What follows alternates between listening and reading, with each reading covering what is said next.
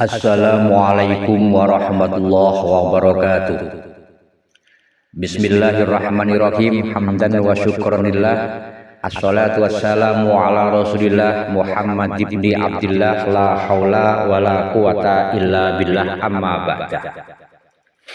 Dumateng sepuh bini sepuh aji sepuh kasepuhan samudanipun ingkang tansah dalem taklimi linangkung dumateng para sepuh ingkang wonten dusun Kandangan, Desa Banjarmangu, Kecamatan Banjarmangu, Kabupaten Banjarnegara ingkang tansah dalem cadhong-cadhong kaberkahanipun ilmu. Dumateng sedaya majelis zikir lan selawat wonten pundi kemawon, dumateng sedaya para ingkang anggadhi komunitas wonten pundi kemawon, dumateng sedaya sedulur dunia nuswantara. Salam takzim, salam pitepangan saking Majelis Zikir lan Sholawat Miftahul Qulub Padepokan Girinawa Nuswantara lan ugi komunitas santri Beling 09 ingkang papan panggonipun inggih menika wonten Desa Golongwetan, Kecamatan Susukan, Kabupaten Banjarnegara.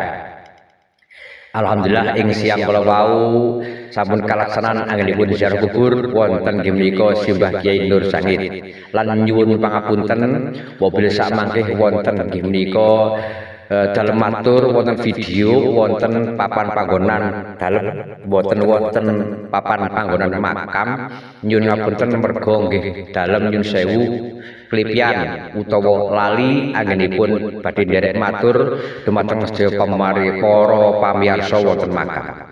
Ngeten mawon nggih, salam pasduluran sedunia Nuswantara. Salam dumateng ingkang remen ziarah kubur.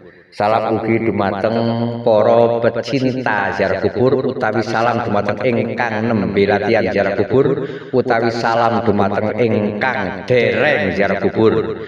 Mugi-mugi anggenipun ziarah kubur barokah ing dalem samudayanipun. Barokah dumateng pelaku, barokah dumateng garwa, barokah dumateng putra, barokah dumateng keluarga, barokah dumateng jamaah ingkang anggadhi majelis, barokah dumateng masyarakatipun, barokah dumateng kecamatan Minggah, ugi barokah dumateng samudayanipun. Pramila sinten ingkang kaleres niti motor niti mobil lewat wonten inggih menika Desa Banjarmangu kaleres di wonten dusun Kandangan, Desa Banjarmangu, Kecamatan Banjarmangu, Kabupaten Banjarnegara kaludhangaken ziarah kubur gegandulan barokah dumateng inggih menika Mbah Yai Nur Sangit. Insyaallah barokah nganggo full. Ugi ziarah kubur niku ngilingke anggenipun awake dhewe urip saking Gusti Allah, ugi sakmangke badhe kundur wangsul ugi dumateng Gusti Allah. Dasar urip wonten panitika ingkang duweni urip Gusti Allah, ingkang ngurip-nguripi inggih menika wong tuwa loro rupa Ramabiyung Bapak Simbah, ingkang nedahaken dalane urip inggih menika Rasulullah lan gurune. Mula gegandulan ilmu kanthi aja medhot sanad keilmuan. Ngeten mawon ingkang kathah afwan jidan. Assalamualaikum warahmatullahi wabarakatuh. Salam semangat. Iki sedulur derek Pak Kyai Rosikun ziarah kubur wonten makamipun para leluhur.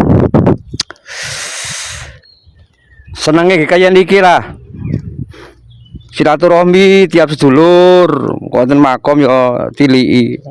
Apan pengin suwe nggih wengi ora semunggah medhen ngarep iki subuh.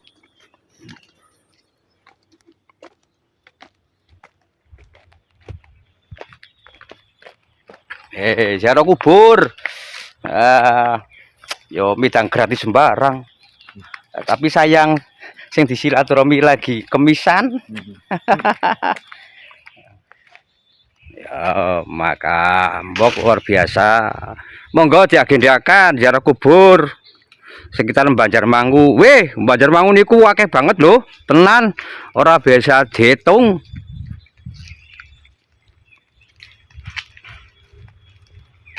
Ya kembali yuk. Monggo iki arah menuju ke makam Mbah Yai Sangit wilayah cukup kandangan Hmm. Banjarmangu. Wah. Mangat wingi manakipan Spray Nagasari. Dereng wangsul, langsung silaturahmi wonten sedulur Banjarmangu. Jugu-juge nggih. Wonten semplitan iki. Allahu Akbar. Niku papan panggonane ya luar biasa.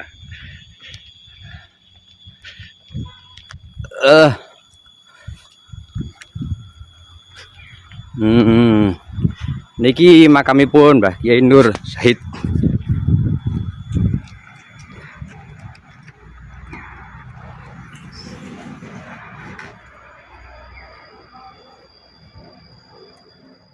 Saderenge tawasul bi qadril imkan nggih resik-resik rumiyin. Papan panggonan nek pun diresiki samangke tawasul iktifaan wal iktisoron. Monggo galakan ziarah kubur wonten desa masing-masing, minggah wonten kecamatan masing-masing. Sabadanipun ziarah kubur wonten kiai dusun, kiai desa, kiai kecamatan, munggah kabupaten, nembe ziarah kubur wonten para aulia ingkang wonten tebih-tebih. Ning ngampun supe niki ngilingke kali diri kula pribadi lan dumateng panjenengan pamirsa. Ampun supe kali dapuran pring. Ampun supe kali makamipun Rama Byung ingkang sampun sowan dumateng Gusti Allah. Simbah ingkang sampun sowan dumateng Gusti Allah, kiai dusun, kiai desa ingkang sampun sowan dumateng Gusti Allah disuwani dipangestu. Menawi tasih dipun paringi barokah yuswanipun langgih disilaturahmi kersa supados pikantuk barokah saking kiai dusun, kiai desa, kiai camatan. Kados niku para sedulur. Niki Pak Rasikun lagi bersih-bersih niki.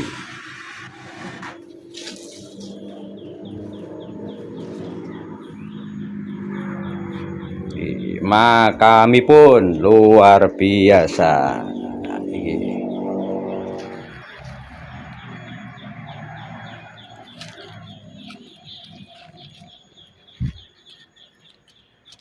Niki Kyai Nur Said.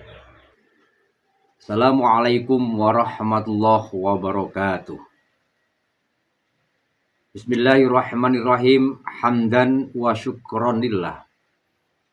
Assalatu wassalamu ala Rasulillah Muhammad ibni Abdillah la haula wala quwata illa billah amma ba'da. Dumateng sedaya sesepuh, bini sepuh, aji sepuh, kasepuhan samudayanipun ingkang tansah dalem takzimi. Sedaya ki sepuh ingkang wonten dusun Kandangan, Desa Banjarmangu, Kecamatan Banjarmangu, Kabupaten Banjarnegara ingkang tansih dipun paringi barokah yuswanipun ugi ingkang tansah dalem cadong kaberkahanipun ilmu.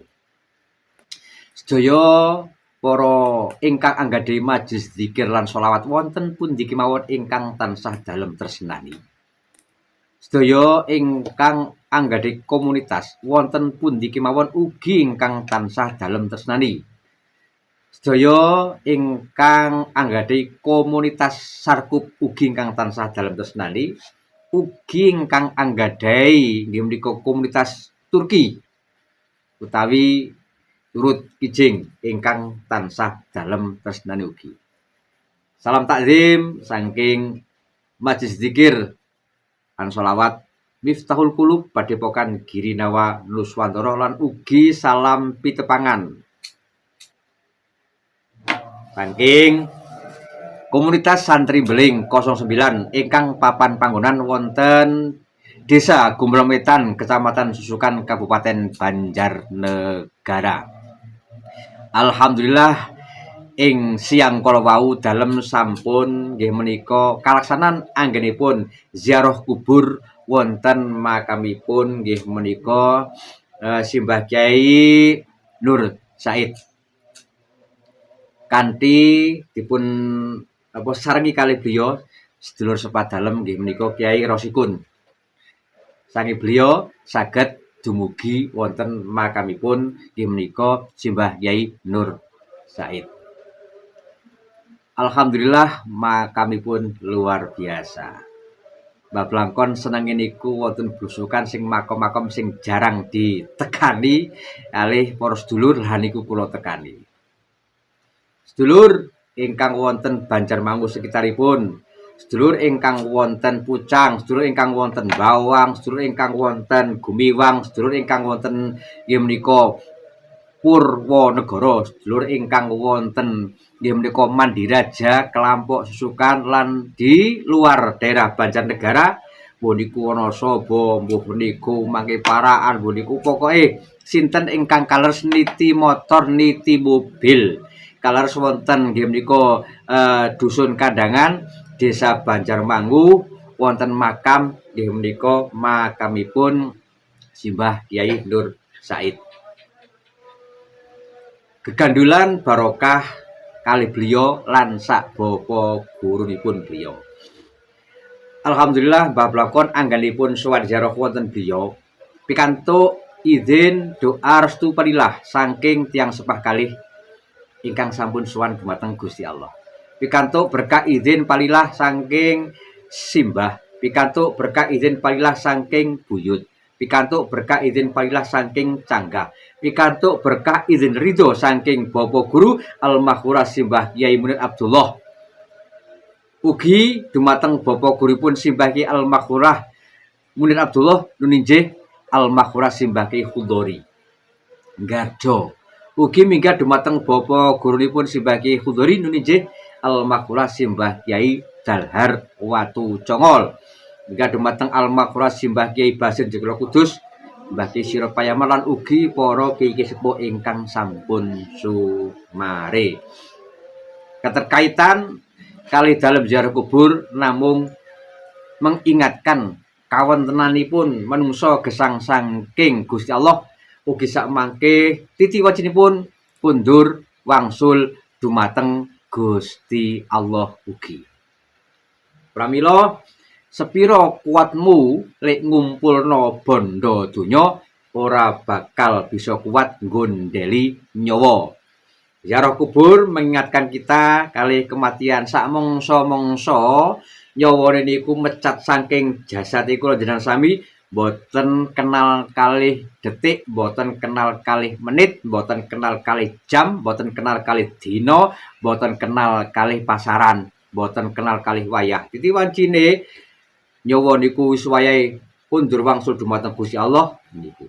Pramila selama kurang panjenengan sami tasih dipun paringi sehat jasmani, sehat rohani, tasih dipun paringi kesempatan monggo kaginaken latihan khub nggih menika ziarah kubur. Ananging nyuwun sewu niki para sedulur, nggih nyuwun sewu. Ziarah kubur wonten makam-makam ingkang tebih niku sae sanget dalem boten matur awon, boten matur niku rapik boten. Ananging monggo saderengipun ziarah kubur wonten makam-makam lintu ingkang tebih-tebih mangziarahi makamipun ingkang sampun sumare. Rupa bapak, simbok, rupa simbah, rupa buyut, syukur ketemu canggah. Ziarah maring makom kiyaine dusun, kiyaine desa niku diziarahi dicuni idi pangestu ingkang bubak lan mbaureksa dusun, ingkang bubak lan mbaureksa desa, ingkang bubak lan mbaureksa kecamatan niku disuwuni idi pangestu. Samangke ziarah kubur wonten mriku niku langkung barokah full. Sinten beliau? Simbah Kyai Nur Said. Pangapunten ingkang saestu Mbah Blangkon boten saged matur keterkaitan beliau sinten nggih. Beliau sinten ingkang dalem ziarahi ingkang asma Mbah Kyai Nur Said. Ingkang waget paring pengetikan nggih menika juru kunci kang pun sepahaken utawi para yai sepuh utawi para kasepuhan ingkang tasih dipun paringi barokah yuswanipun ingkang sakmaki saged paring pangendikan sinten beliau ingkang asma Simbah Kyai Nur Said ingkang dalem ziarah. Nggih, dalem namung nggih nika gegandulan barokah saking beliau, gegandulan barokah nggih menika saking Bapak Guru beliau ingkang sak mangke panyuwunan dalem dumateng Gusti Allah asbabia saking nggih menika Mbah Yen Nur Sangit, muga-muga pun paring ana barokah donya, barokah akhirat, mulya donya, mulya akhirat, bejo donya, bejo akhirat, lan slamet ing dalem dunyane, ugi slamet ing dalem akhirate. Lah barokahipun ziarah kubur niku mangke nggih jelas barokah dumateng diri pelakunya. Barokah dumateng nggih menika garwa, barokah dumateng putra, barokah dumateng jamaah ingkang anggade majelisan, barokah dumateng kaluwarganipun, barokah dumateng masyarakatipun. Jelas barokah dumateng ing dalem samu dayanipun. Pramila monggo sedulur sami latihan khub kalih ziarah kubur supados kula panjenengan sami niku pikantuk kaberkahan. Berkah saking tasih ingkang tasih gesang, berkah saking kiai ingkang tasih dipunparingi barokah yuswanipun, ugi pikantuk barokah saking ingkang sampun sumare.